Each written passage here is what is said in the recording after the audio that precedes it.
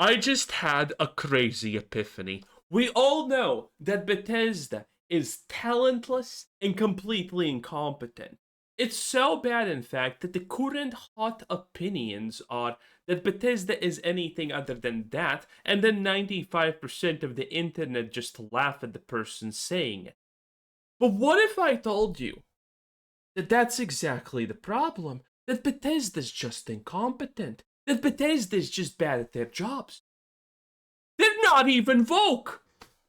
It just hit me. Bethesda is this level of sad, pathetic, and bad without being woke. Now, sure, I hear you. Bethesda does have its pride flag. Bethesda has this and that. They have their mandatory black smart scientist that got cloned, but the clone is the opposite gender for some reason. Yes, Bethesda has their moments, and I don't even want to bring up the Elder Scrolls Online, where the literal gods are now canonically gay. And fun fact, by the way, Elder Scrolls 6 has to deal with the fact that the Daedra are now all trans. I'm not making that up, I wish I was. But that, granted, is ZeniMax, not Bethesda. So you can't really blame Bethesda on that. Bethesda themselves have been, yeah, sure, they have had a sprinkle here and there of a little bit of bad ideologies, but they're just incompetent. Those losers are just incompetent. We literally have not seen the final form of Bethesda's sadness, how bad things really are gonna get. It's only approaching. It's gonna happen. We're not at the end stage.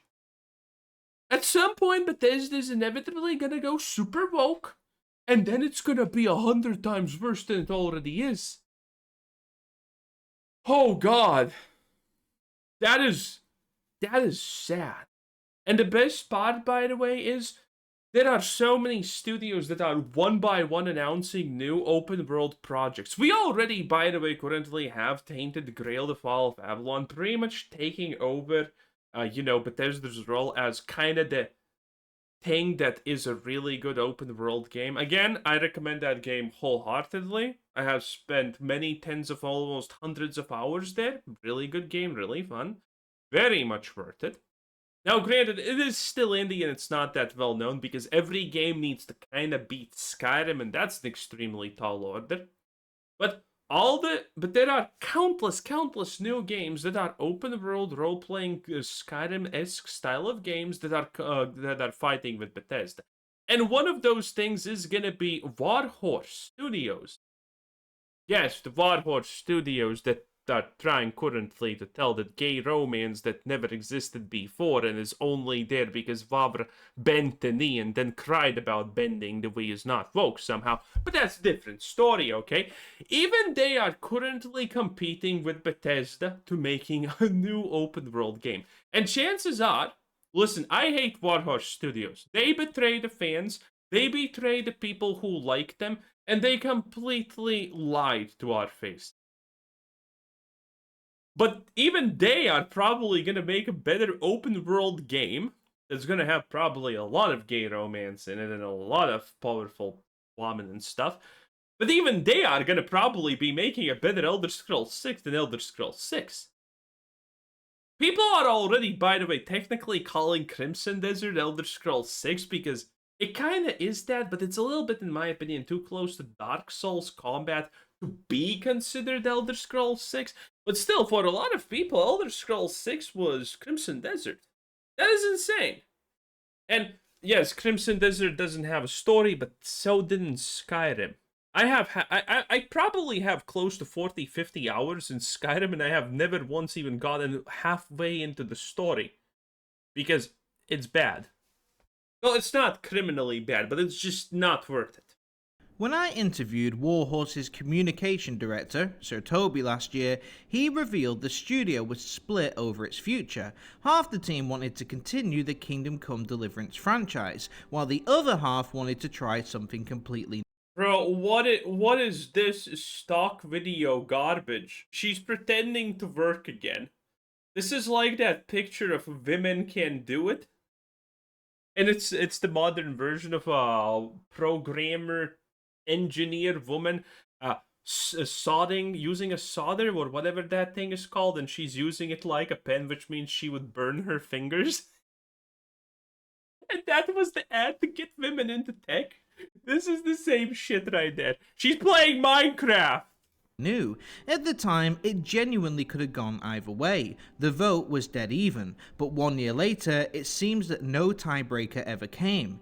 Instead, the studio chose both paths. Warhorse has now revealed it's working on Yeah, that's because they got a lot of money from some companies. not one, but two major titles. A new entry in the Kingdom Come Deliverance universe alongside an open world Middle-earth RPG. For fans of open world games like me, that's incredibly exciting. For competing studios though, it's probably a warning sign. Kingdom Come Deliverance 2 was a massive success, filling a huge Wait a minute. The new Kingdom Come Deliverance game that they are also talking about is also open world. It's supposed to be a little bit more like Skyrim. So the Elden Rings Online is also gonna be that. gap for players craving the kind of deep RPG experience Bethesda became famous for with the Elder Scrolls. The one thing some players felt was missing was fantasy, mythical creatures, magic, and the sense of wonder that comes with those worlds. Now, Warhorse is about to tackle exactly that, and with that final piece falling into place, studios like Bethesda suddenly have some very serious competition, because Warhorse doesn't move like a typical AAA studio. Their ambition is on another level. So when I heard they were developing two games at once, I honestly wasn't surprised. It fits their history perfectly. Back in 2015, Warhorse didn't even have a proper studio, relying on crowdfunding to get their first game off the ground. 10 years later, their latest release was nominated for Game of the Year. That's an unbelievable rise in such a short space of Yeah, that rise is... Wait, that rise is literally consolidated by outside money.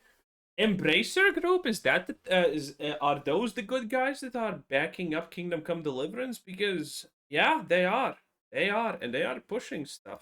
time. But what makes Warhorse dangerous isn't just ambition. They learn faster than most studios, maintain a stronger connection with their community than most developers ever manage, and improve at The irony of the fact that they literally betrayed the hardcore part of their community, the historically accurate ones. Because, again, reminder, Kingdom Come Deliverance 1 was sold as a history game to a degree. It was sold as historically accurate, and it tried its best to do so. And that was a huge part of their original fan base. Kingdom Come Deliverance 2 literally did not do any of that. And they didn't care. Warhorse has extremely spat on their most loyal fan base. a rate that's genuinely rare in modern gaming, and with these two projects now on the horizon, they look ready to become one of the defining studios in the entire RPG genre. In this video, I'll explain why Warhorse Studios could be about to dominate the RPG space, and why that might change gaming forever. So let's get into it, and if you're new here, consider subscribing. The first thing to understand about this studio is simple: they don't give up. Everyone faces setbacks, but most lose momentum early and fall at the first hurdle. Warhorse is different. They face plenty and never back down from a challenge. Founder Daniel Vavra previously worked at 2K Games, but left after a disagreement over the direction of Mafia 2. That moment could have easily shaken his confidence. After all, when a major AAA studio challenges your vision, it's natural to question whether you're right. But instead of backing down, Vavra doubled down on his beliefs about game design and forged his own path.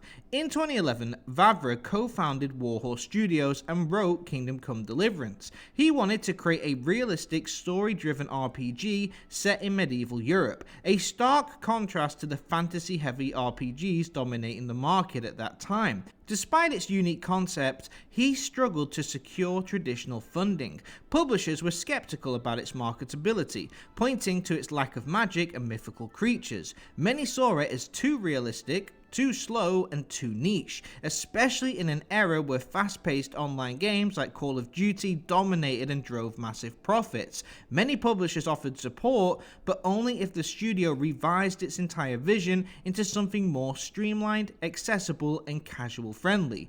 Oh, jeez. Well, honestly, It's good at least that we didn't get something as bad as Dragon Age. I'll give you that. In other words, a complete change in philosophy. But rather than compromise their principles, Warhorse rejected the offers even if it meant walking away with nothing. Warhorse weren't deterred and turned to crowdfunding to prove there was demand for the game. In January 2014, they launched a Kickstarter campaign aiming for £300,000. It far exceeded expectations, raising $1.1 million from over 35,000 backers. After this success, there was enough proof for the studio to convince a non-gaming investor to back the project. Despite the enormous workload, limited funding, and a small team, they got to work on the project anyway. Despite many bumps along the way, they never veered off course or panicked. In 2018, Kingdom Come Deliverance launched. Critics were divided, calling it difficult and sometimes tedious, but players... Oh, who cares about the critics? The critics just gave 007 First Light 007. Why did I say? Whatever. They gave First Light literally 10. I mean, I told you that it's gonna be an IG at 10 out of 10, and it was, and it's bad. Players embraced it. In fact, it even scored higher with users than critics on Metacritic. Often. Oh, by the way, that's the next video if you look at the channel. If you're interested in what's happening with 007, oh boys, it's not good, okay? It's a disaster. And I'm not talking about opinions, which are heavily divided, which is a very interesting discussion, to be honest. But it's about the fact that that shit is not making its money back, okay? It's probably not even making the money back it lost by hiring all those countless influencers to just cameo fucking appear in their dog shit game. A sign that something is resonating, but the game broke almost every modern design rule. Very little was explained, forcing players to learn systems on their own. You started weak, unable to properly swing a sword, shoot a bow, or handle basic combat, which put many people off early on. Progression was slow, with payoffs often taking hours rather than delivering instant gratification. In short, it felt like a return to older RPG design, going against the modern trend of making everything as accessible and frictionless as possible. It wasn't designed for everyone, and that's exactly what made it stand out. There was no yellow paint hand-holding here. The game has now gone on to release for almost every major console, including the Nintendo Switch, has become an all-time classic, and is now sold over 10 million copies. Think about how many times they could have given up. How many moments there were to walk away, change direction, or compromise. How easy it would have Kingdom Come Deliverance 2 broke even, I think, officially on the second day of release. been to soften their vision to appease investors and broaden their audience, but they didn't. Warhorse stayed fully committed to what they believed in and Until they didn't. Okay, listen. ABB Games, please. Relax, my boy. Chill. ABB Games, great guy, friend of the channel. Very good, very nice. This is what you can say about Kingdom Come Deliverance 1. This is no longer applicable to Kingdom Come Deliverance 2. Again, all of these things are true for Kingdom Come Deliverance 1. They're no longer true in 2. Objectively, literally, objectively not true. It's factual. There's no denying it. There's no debate. There's nothing. You can literally fucking just see it in a Google image and everything. You can just find it. There's no debate about this. Warhorse completely betrayed everyone with the second game. never gave up, no matter the odds, and that makes them a rare kind. No, then I don't think they're gonna do it. I think they're fucking up because Vavra now is making a Hollywood movie, Lamau, and well, I mean, again, the funny part about all of this is, I think Bethesda is woefully garbage. But I mean, even a corrupt Warhorse studio that care more about virtue signaling and political pandering is gonna make probably a better game than fucking Bethesda. Let's be absolutely real, okay? They're gonna make a better Skyrim than Bethesda. That's just factual also at this point. Because they at least can make a game that has systems that people like. And, you know, as long as they make interesting level ups, which is not, by the way, hard, Bethesda. I don't know how you can make a game like Starfield where I can literally play for 1 hour straight and not enjoy myself at any point, and then I level up and I'm like, oh, I leveled up. I better put in one my point, and then I notice, oh, I leveled up 5 times. I just didn't fucking care, huh? By the way, that's a real thing that happened to me. I played the game, garbage, unenjoyable, and at one point that really did happen. I just leveled up and I'm like, oh, cool. Gonna put in a. Oh, I missed 5 already because that's just how bad the game is. I'm not even excited about level ups anymore. Studio, one that doesn't shift under pressure. Focused, consistent, and unwilling to dilute its vision. This is the first characteristic that identifies them as a studio about to dominate the industry. Okay. Real talk, boys. What do you think the Lord of the Rings online? Well, actually, is it? Wait, was it even? I know it wasn't. It was a single player role playing game. What do you think that's gonna be? Are we gonna find out Gollum's pronouns? What? How much are we talking about here? Are we gonna see Sauron's trauma dump scenes? Is that gonna happen? I mean, we all know canonically Sauron's probably gay, right? Okay. A couple of those wizards also seem a little bit gay coded, if you know what I mean. Anyway, it's fucked. Oh boys, yeah, this ain't looking it. Anyway, that was AVV Gaming, 10 out of 10. Good luck, Warhorse. I hope you crash and burn because you deserve it after betraying everyone with your political nonsense. Bye.